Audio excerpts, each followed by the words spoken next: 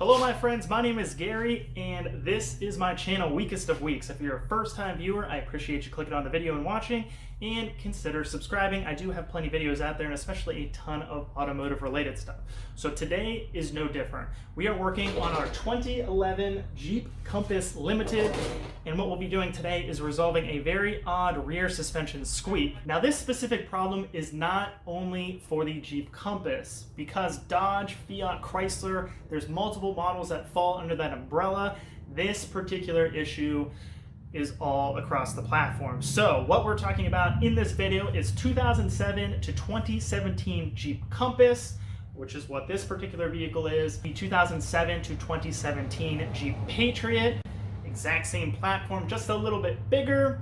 Also, the Dodge Caliber 2007 to 2012. And lastly, while I believe it's a different platform and uses a similar suspension style, is the Dodge Avenger 2007 to 2014. So any model underneath that umbrella there is going to potentially have this problem. These vehicles you see all over the place, all the time on the road, and because they are aging, these issues are becoming more prevalent. So in this video, we're hopefully going to be resolving that squeaking on your Dodge Avenger, Dodge Caliber, Jeep Compass, or Jeep Patriot. So stay tuned.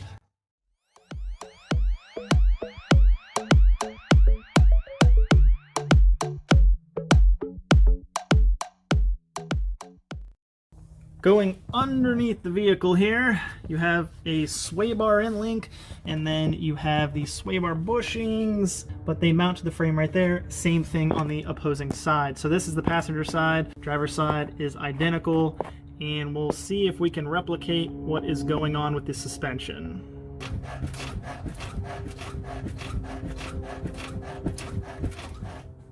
What, in a nutshell, is happening is that the bushings are basically getting dry and worn out. This is a reoccurring problem that I've tried to resolve last year. I ended up replacing the sway bar end links. They were the factory ones that were in here, and they are plastic with rubber bushing.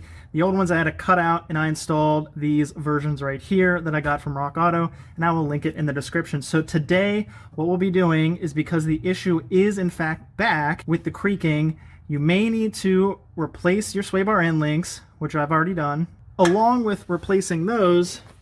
And the main culprit are actually these bushings right here. You may be able to see they're slightly worn out. They are original. They're a little rusty, but that's no big deal. As long as the metal's solid, that's not going to be an issue. We can just reuse those. We'll be replacing those. Last time I did this repair, all I ended up doing was spraying those frame bushings with some silicone lubricant, and ended up replacing these. So the issue is back. End links are fine. They look a little cruddy along with the rest of the underside of this Jeep, but today we'll be replacing these specific frame bushings. We cannot base the size of the sway bar solely on the year of the vehicle. If it's front wheel drive, all wheel drive, limited latitude, we can't base it on the submodel, anything like that. Best way to go about it is to measure right near where this mount is. So I highly suggest a digital caliper like this one. We'll zero it out. It's in millimeters. I tried to clean it up as best as possible, and we'll measure that. So we're right around 19.3, and there's definitely some crud on here, which very likely is adding to this size. So now that we know what size we have, we'll go do some research and find out what we need. Now that we know what size sway bar we have, we can do a little bit of research, and the reason why we want to measure is simply because what is listed at your local parts store, as well as retailers like rockauto.com, which I order a majority of my auto parts online from, they list different than what the sway bar measures out to be. So the vehicle is a 2011 Jeep Compass, 2.4 liter. Engine size does not matter when it comes to the sway bar on these, and we will go with the sway bar bushing, and I'll show you here the different size. So obviously they list the front. We are focusing on the rear. Now, the two main sizes that they list, you can see right here and right here. So I'm focusing on the Moog brand. Yes, there's multiple different options, different brands, so on and so forth, but the main two sizes that they list, and I guarantee along with your local parts store, is going to be either a 14.2 millimeter or a 15.2 millimeter sway bar. Obviously, after measuring, we are nowhere close to that. We actually have a 19 millimeter sway bar. What I recommend doing if you fall into a category that's not either the 14.2 or the 15.2 millimeter, go ahead and do this. So we will do a 2011 Dodge Avenger. And again, the engine size should not matter here. Go back to suspension, go back to the sway bar bushings, again, focusing on the rear, because obviously that's what we're changing. And what you see here, a touring model. So for whatever reason, this is the only way to locate that 19 millimeter sway bar. So if you find yourself in a situation where you have the 19 millimeter sway bar and you need to find the correct part number, I will list the Moog part number in the description to help you out. But if another brand strikes your fancy, you will need to do a little more research. You can cross-reference and so on and so forth. But I highly suggest, if you have the 19 millimeter sway bar, you go to your local parts store or you're doing your research online, go ahead and type in a 2011 Dodge Avenger, specifically look for the touring model, and that will yield you multiple part numbers for the 19 millimeter rear sway bar. And as far as cost goes, definitely nice and on the cheap side. You're looking at $5.64 plus tax plus shipping for the Moog, and that is exactly what I will be ordering. So now that we have the proper part, the correct sizing needed to resolve the squeak and creak on our 2011 Jeep Compass with the 19.1 millimeter sway bar, we are ready almost to install. Now, with these being cheaper, they do not come with the grease. I can't fault Moog with that. They are an economical solution. So depending on the brand you choose, it may come with grease.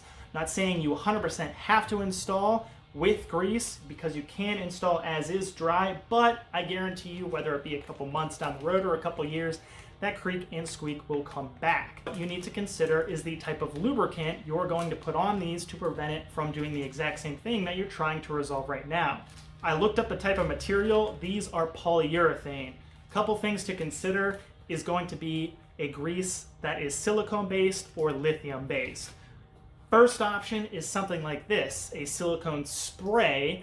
Now this is something I use temporarily to kind of diagnose and try to resolve what is going on. I sprayed it on one side of the vehicle, a little while later the creak came back, sprayed it on the opposite side. You can use this on your new bushings, but just note, because this is a thin-based liquid, it's just going to wash away within a couple of months. The ideal solution when talking about greasing polyurethane bushings is either lithium-based or silicone-based. For starters, the white lithium, this is just something I randomly had on my shelf. It is not what I'm going to be using. It is, in fact, a better solution than the spray, so if you have it laying around, no big deal, you can use it. It's not going to wash away as quickly as, say, that spray, but this will disappear after some time. So the main additive that you're looking for with a lithium-based grease is an additive called moly. The most ideal solution is a silicone-based grease, something that is very tacky. Like, look at this. It's basically tar. This is not going to wash away anytime soon. The main additive you're looking for in this is going to be PTFE. This specific one has both moly that you're looking for as well as the PTFE, and it just so happens to be brake grease and something that I have laying around. So it's high temp, not that it's going to be necessarily required for sway bar bushings for high temp, but it's something that has both additives, the moly and the PTFE, and it's something I had laying around. So this I got from my local parts store. There may be better options out there available, but do your homework and don't install these polyurethane bushings dry. So now that we have a rundown of what is required, let's go ahead and install the parts. Here's everything you need to complete the job. Real simple. Obviously the two sway bar bushings, some grease like I previously mentioned, ratcheting wrench, 13 millimeter. Doesn't have to be a deep well nor a impact version, and also a small extension because the top bushing bolt is a little more difficult to get to, especially on an all-wheel drive model with the rear CV axles in place. Now, because I'm not messing around with these sway bar end links by disconnecting those, I've previously replaced them, so I'm not going to mess with those in this video, but basically I'm going to leave the vehicle on the ground and undo the sway bar bracket bushings on each side. as you can see right there, all nice and rusty. But the key here, leave the vehicle on the ground, only unbolt one sway bar bracket at a time. Otherwise, you will create more work and more of a hassle when it comes to reassembly because nothing is going to realign. So one bracket at a time. We'll start on this passenger side.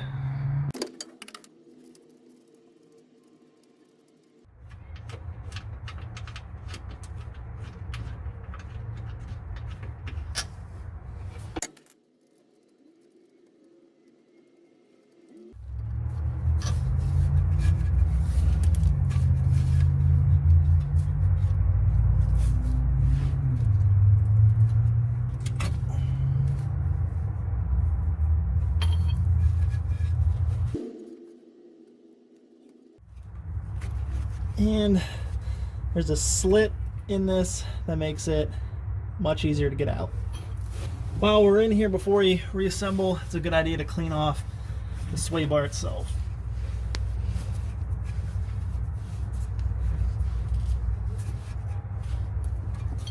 Here's the old versus the new. Obviously the new is in much better shape.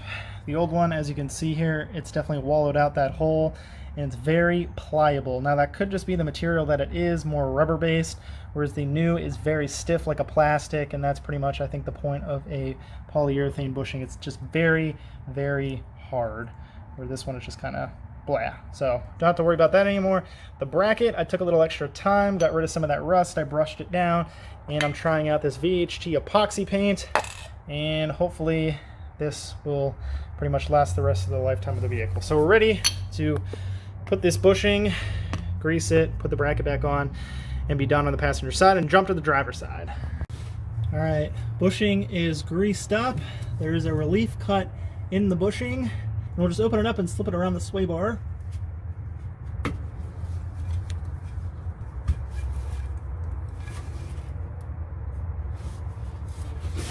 Put the bracket right here. And we're not going to grease this backside because that's not the pivot point. The pivot point is where the sway bar is inside this bushing. So this side, you don't need to grease.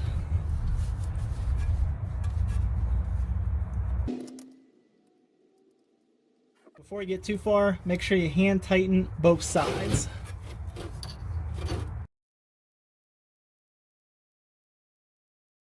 Now that I know both sides are good and hand tight, that they're not going to back out, we're good to crank these down.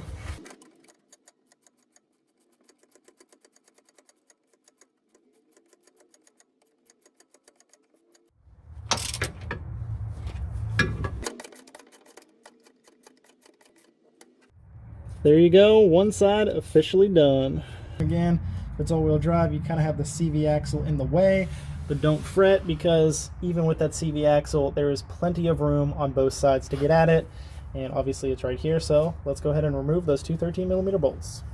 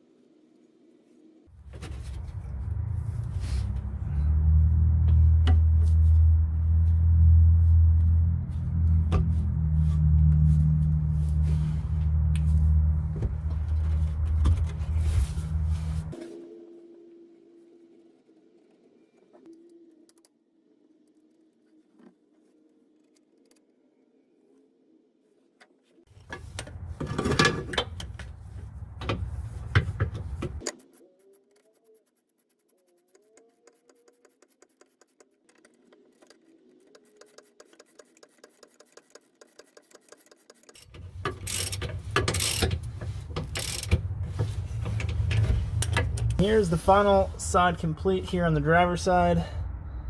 Look how beautiful that looks. And the most beautiful part, not gonna squeak. Here are the old bushings. This is the passenger side. Definitely worn out, past its prime, way too malleable and soft. This by far is the worst one. This was on the driver's side. As you can see, there was some grease in there at some point, but man, this thing is just totally gone. So definitely well worth the time, the money, and best part of all, it was under $10. Used some basic hand tools, and realistically, if I wasn't filming this, would probably take 10 minutes or less. So if this video helped you out, definitely give it a giant thumbs up and consider subscribing. I have a ton of how-to stuff out there and even some other Jeep stuff. Hopefully this video helped you out getting rid of that annoying and weird creak on your Jeep Compass, Jeep Patriot, Dodge Caliper, and potentially the Dodge Avenger. So with that being said, I appreciate you watching, and I'll catch you friends next time.